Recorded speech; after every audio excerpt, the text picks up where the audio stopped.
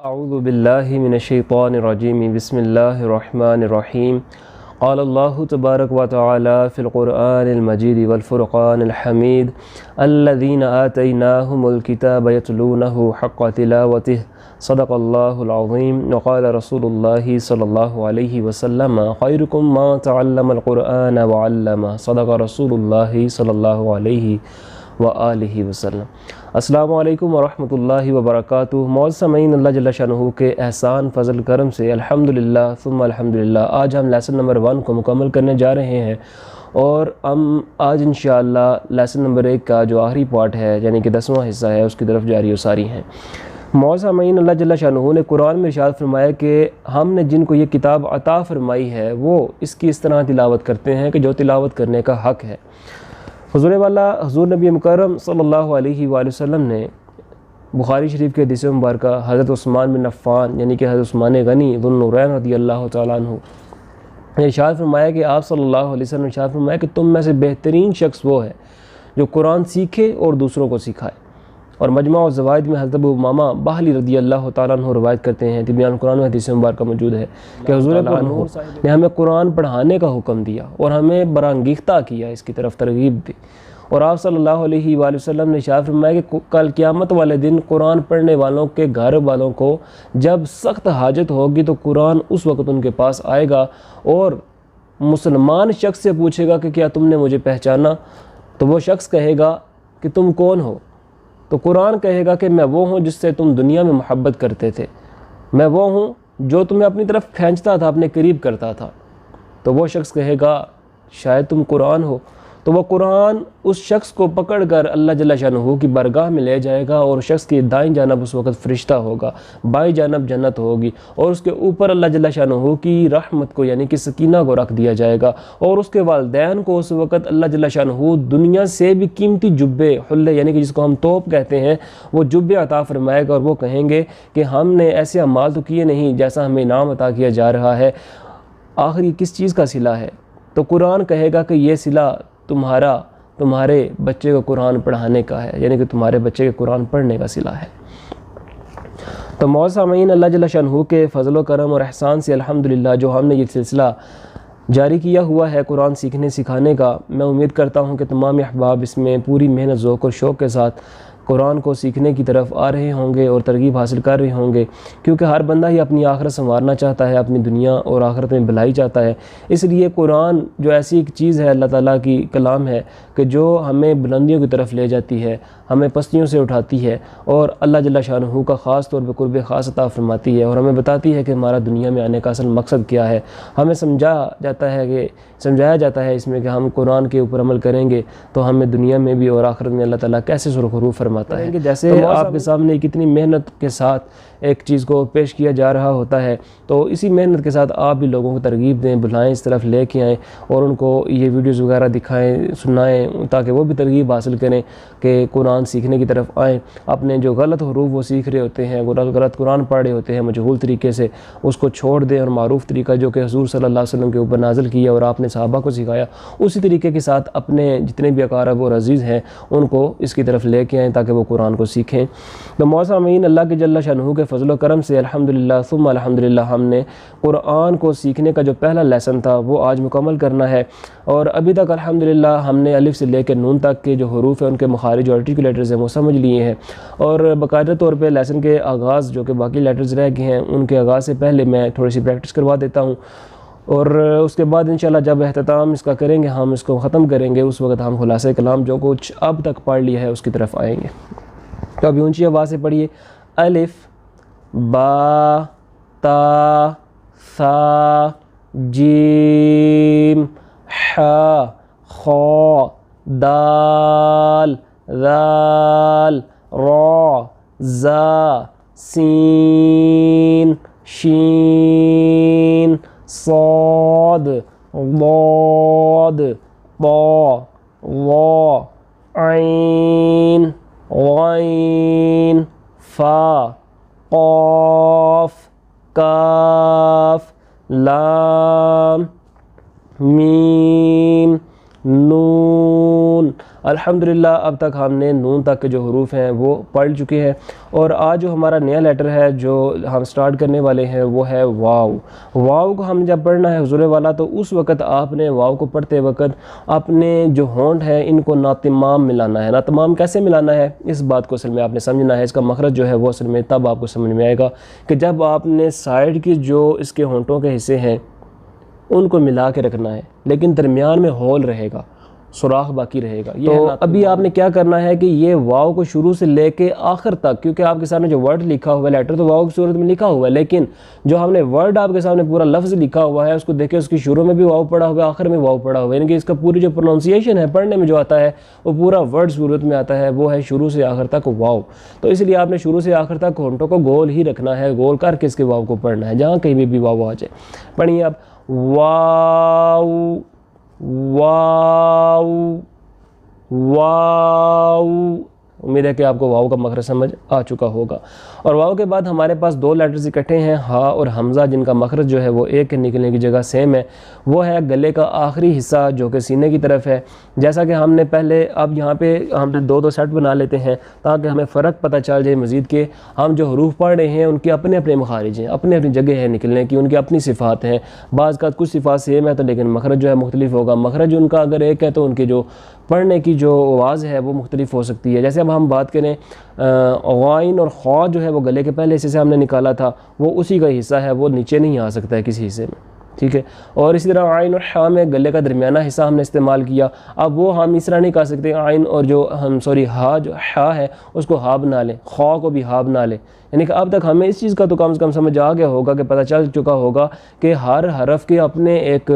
اس کے لوازمات ہیں، اس کی خصوصیات ہیں، صفات ہیں، ہم نے اس کو مد نظر رکھنا ہے، تو پھر ہم نے حروف کو نکالنا ہے، پھر ہم قرآن کو جو عربی لب و لہجہ ہے اس کے پڑھنے کا حق ادا کر سکتے ہیں، جبکہ اللہ تعالیٰ کے نبی نے ہمیں اس کے پڑھنے کا حکم احادیث میں عطا فرمایا ہے۔ تفسیر و تجوید میں وہ حدیث مبارکہ میں نے آپ کو بیان فرمائی کی تھی۔ تو حضور والا حمزہ اور ہا جو ہے پھر یہ نکلے گلے کا آخری حصہ جو کہ سینے کی طرف ہے۔ اب ہا پڑھ کے دیکھیں تو آپ گلے کے آخری حصے کی طرف یہاں پہ انگلی رکھ کے دیکھیں، آپ کو ہلکی سی وائبریشن محسوس ہوگی، وائبریٹ کرتا ہوا محسوس ہوگا، ہا ہا حمزہ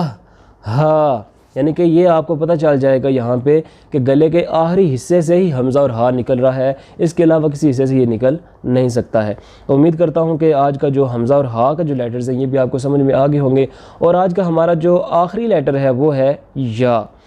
ہم نے پڑھا تھا جیم شین اور یا۔ جیم شین جو ہے وہ زبان کا درمیانہ حصہ اور تالو کا درمیانہ حصہ تھا، ان کا آرٹیکولیٹر جو مخرج تھا، نکلنے کی جگہ تھی۔ اسی طرح یا جو ہے یہ بھی درمیانہ حصہ ہی استعمال ہوگا زبان کا اور تالو کا، کہ ہم نے زبان کے درمیانہ حصے کو تالو کے درمیانہ حصے طرف اٹھانا ہے اور پھر ہم نے یا پڑھنا ہے، یا والا۔ امید کرتا ہوں کہ اب تک کے جو ہم نے الف سے لے کے یا تک کے جو حروف لیٹرز پڑھے ہیں وہ تمام احباب کو بخوبی سمجھ میں آ چکے ہوں گے، اور تمام احباب ساتھ ساتھ محنت بھی جاری رکھے ہوئے ہوں گے۔ اور البی ہم نے چونکہ الف کی بات کی تھی، جب آپ کو یاد ہو تو ہم نے پہلا جو لیسن پڑھا تھا اس کے اندر الف کو ہم نے ابتدا میں نہیں ڈھلایا بلکہ با سے ہم نے شروع کیا تھا۔ میں نے یہ عرض کیا تھا کہ الف جو ہے اس کے مرکب ہے بہت سے حروف کا، حمزہ، لام، فا، ٹھیک ہے۔ تو جب ہم باقی حروف پڑھ لیں گے تو آپ کو الف خود بخود سمجھ میں آ جائے گا۔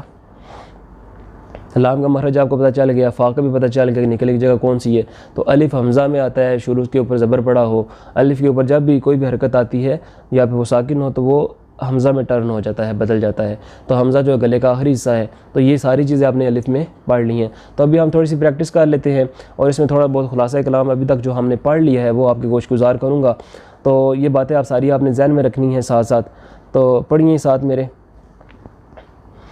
الف، با، ہونٹوں کا تر حصہ۔ لیکن اب یہاں پہ نا میں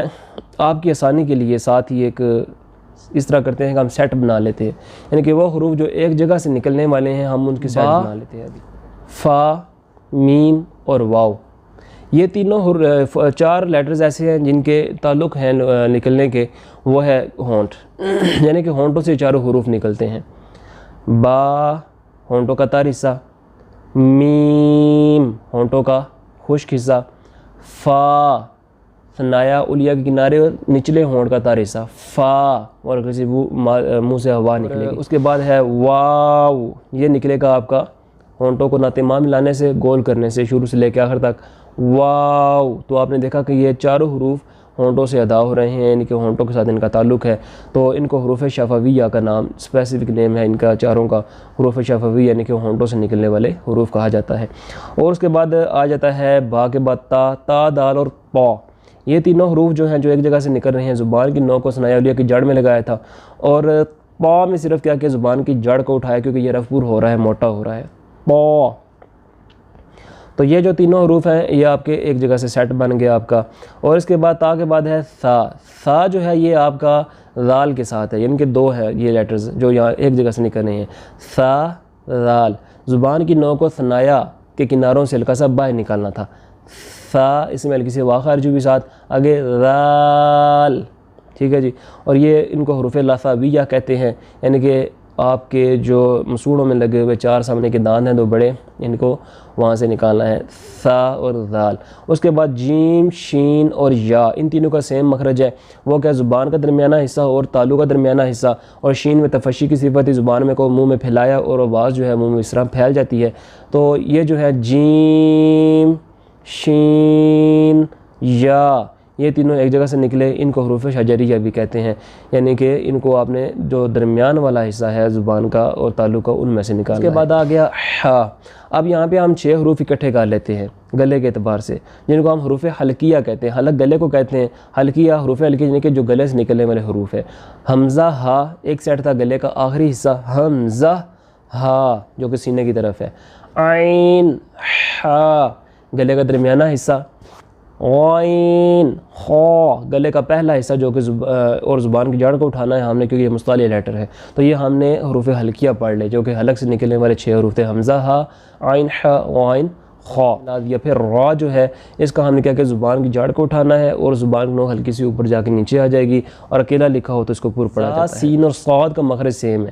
یعنی کہ زبان کی نوک کو نچلے جو 2 دانت ہیں ثنایا سفلا جن کو کہتے ہیں ان کے اندرونی کنارے میں لگانا ہے، اور صاد جو کہ مصطلح لیٹر ہونے کی وجہ سے اس کو ہم نے زبان کی جڑ کو اٹھانا ہے، پر کرنا ہے، موٹا کرنا ہے، تو یہ ہے ان کو حروف صفیریہ کہتے ہیں، یعنی کہ سیٹی کی سی مائل آواز آتی ہے، زا،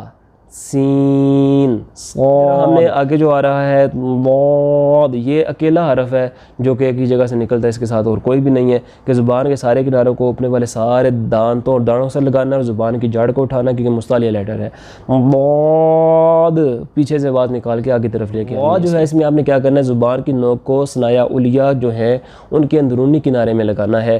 وہ سا، ذال اور وا جو ہے ان کا مخرج ہے کہ ان کو حروف لثویہ کہتے ہیں۔ قاف اور کاف کی بات آ گئی، یہ ان کو حروف لہویہ یعنی کہ لہاتیہ کہتے ہیں، یہ یعنی کوے سے متصل جو اندر گلے کی طرف اس طرح چھوٹا سے ہوتا ہے لٹکا ہوا، اس کو کوا کہتے ہیں، اس کی طرف کیونکہ گلے کا نرم حصہ ہوتا ہے اور اس کے مقابل ہی نیچے زبان کی جڑ ہے، تو یہ جو قاف 2 نقطے والا ہے اس کو ہم نے زبان کی جڑ کو اٹھانا ہوتا ہے اور تالو کا نرم حصہ استعمال کرنا ہوتا ہے، قاف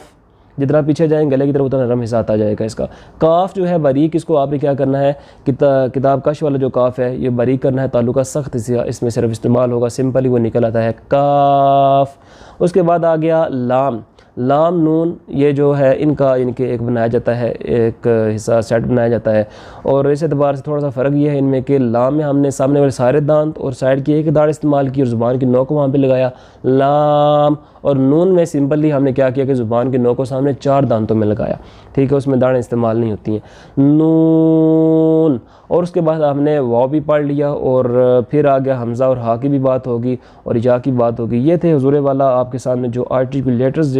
جو تھے حروف کے، وہ ہم نے اختصاراً جو ہے آپ کی کوشش گزار کیے، اور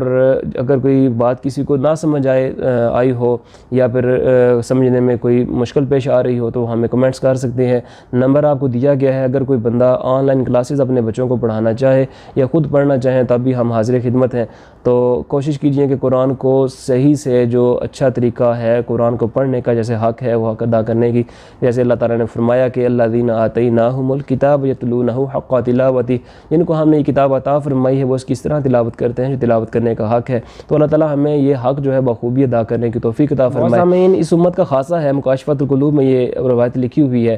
کہ امر بالمعروف و نہی عن المنکر، نیکی کی طرف حکم دینا، بلانا اور برے کاموں سے روکنا، یہ ایسا خاصہ ہے کہ اگر اس امت سے نکال دیا جائے تو باقی امتوں پر اس امت کی کوئی فقیہ فضیلت نہ رہے، یعنی کہ اس وجہ سے اللہ تعالیٰ نے اس کو فوقیت دی ہے، اس امت کو، امت محمدی صلی اللہ علیہ وسلم کو۔ تو اس امت کا جو روشن مستقبل ہے افضلیت اور فوقیت کے اعتبار سے وہ کیا ہوا؟ امر بالمعروف اور نہی عن المنکر۔ تو یہ کیا ہے کہ اگر آپ اپنا اصل مستقبل روشن دیکھنا چاہتے ہیں جو کہ آخرت ہے، تو پھر آپ کو ایک اصول ذہن میں رکھ لینا چاہیے کہ وہ آپ کا جو خاصہ ہے، وہ اپنی جو حیثیت ہے، آپ کا جو سٹیٹس ہے، اس کو بھولیے مت۔ وہ ہے نیکی کا حکم دینا اور برائی سے روکنا۔ جو لوگ بھی برے کام کر رہے ہیں یا پھر قرآن کو کم از کم غلط پڑھ رہے ہیں، آپ اس کو تو ٹھیک کرا سکتے ہیں، ٹھیک ہے؟ خود آپ سیکھ لیں، اچھی بات ہے، سیکھ کے پھر آپ کو اعتماد ہو کہ آپ نے ٹھیک سیکھا ہوا ہے، ٹھیک ہے، اور آپ لوگوں کو سکھائیں، اس کی طرف لے کے آئیں، اپنے لیے صدقہ جاریہ بنائیں۔ آج کل تو صرف جمعراتوں کی طرف حد رہ گیا نا، لوگوں کو سال ثواب پہنچایا جاتا ہے، اس کے بعد پھر بھول جاتے ہیں سالوں سال کہ قبر پہ جانا بھی ہے کہ نہیں ہے۔ تو حضور والا یہ بات ذہن میں رکھ لیجئے کہ ہم نے اپنی تیاری خود کرنی ہے، اپنے لیے خود کار خیر اور صدقہ جاریہ کو قائم کرنا ہے، کہ اگر آپ نے کسی کو ایک حرف بھی ٹھیک سکھا دیا، وہ پڑھنا شروع کر دیا اور آپ تو بندہ فوت ہو جاتا ہے، تو وہ آپ کے لیے تو کم سے کم صدقہ جاریہ کا سبب بنا ہی رہے گا۔ اور اس نے اگر کسی کو سکھا دیا تو یہ آپ کی جو چین ہے صدقہ جاریہ کی جاری رہے گی۔ تو میں آپ سے پھر گزارش کروں گا کہ آپ جو چینل آپ کے سامنے پیش کیا گیا ہے تجوید اینڈ اصلاح کے توسل سے آپ کو قرآن سکھایا جا رہا ہے، اس کو سبسکرائب کیجئے اور اس کے جو لنکس ہیں وہ شیئر کیجئے، اپنے واٹس ایپ پہ کیجئے، فیس بک پہ کیجئے، گروپس میں کیجئے، پیجز پہ کیجئے، تاکہ یہ صدقہ جاریہ پورا ایک سلسلہ ہماری تحریک جو قرآن سیکھنے والی آئے ہم قرآن سیکھیں، یہ سب لوگوں تک پہنچے اور تمام لوگ ہمارے اس تحریک کا حصہ بنیں اور ہمارے اور آپ کے لیے صدقہ جاریہ بنے۔ امید ہے کہ تمام احباب کو تمام حروف سمجھ میں آ چکے ہوں گے اور آج کا لیسن ہمارا مکمل ہوا، اور انشاءاللہ کل سے ہم نیکسٹ لیسن کی طرف آئیں گے، اور امید کرتا ہوں کہ تمام احباب اب تک پوری محنت ذوق شوق کے ساتھ پڑھ رہے ہیں اور لکھ بھی رہے ہیں اور یاد بھی کر رہے ہیں۔ اللہ تعالیٰ اسی محنت ذوق شوق کو قائم دائم رکھے ہمارے اندر اور ہمیں دنیا اور آخرت میں بھلائی عطا فرمائے۔ اور تب تک نیکسٹ لیسن جب ہم شروع کرتے ہیں آپ سے ملیں گے بعد میں انشاءاللہ۔ اللہ تعالیٰ میرا اور آپ کا حامی و ناصر ہو، آمین، وما علینا الا البلاغ المبین۔ صدقہ جاریہ سمجھ کر شیئر ضرور کیجیے گا۔ جزاک اللہ خیر و احسن الجزاء۔